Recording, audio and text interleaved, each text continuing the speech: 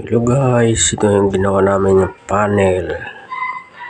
Tapos yung puti po sa gitna, yun po yung UV board. Tapos, ayan po, naglagay po kami sa lagyan ng mga gamit.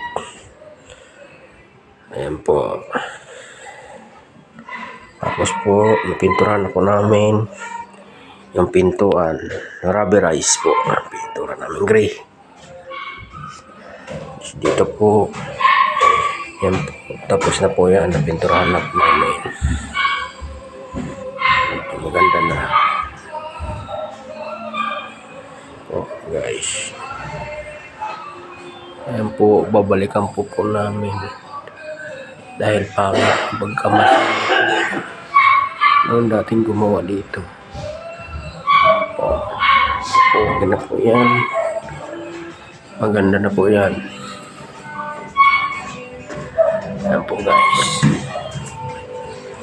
Ayan po yung binibidyoan namin para kay Karubin.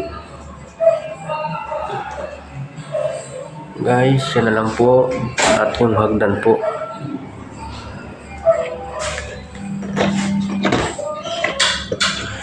Dito po, okay na po ito. Ayan po. Tapos, nagkaroon po kami ng electrical. Sa ilalim po dumaan. At ito po, makinis na po yan, makintab po yun. Yung UV. Ayan po, akit po tayo sa taas. Higaan po ito.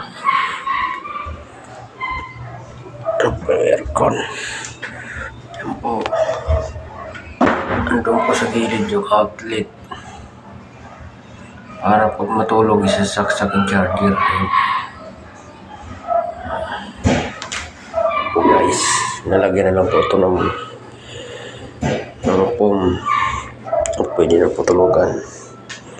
Ayan po.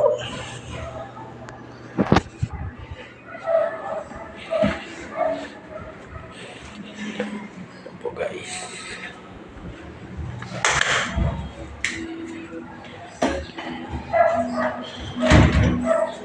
po maganda na po yung pader, ayos na po yan po. Wala na po ang problema dyan hanggang doon. Guys, guys, yan po, maganda po yung pader na. Yan lang po siling, kamamasilyaw lang po namin. Sakit tayo dito guys, sa taas. Ito po, okay na po to. Hagdan na lang balas dito guys. Po guys. Po guys, nililigpit po kami kasi po ito, rubberize po to. Guys. Yan po.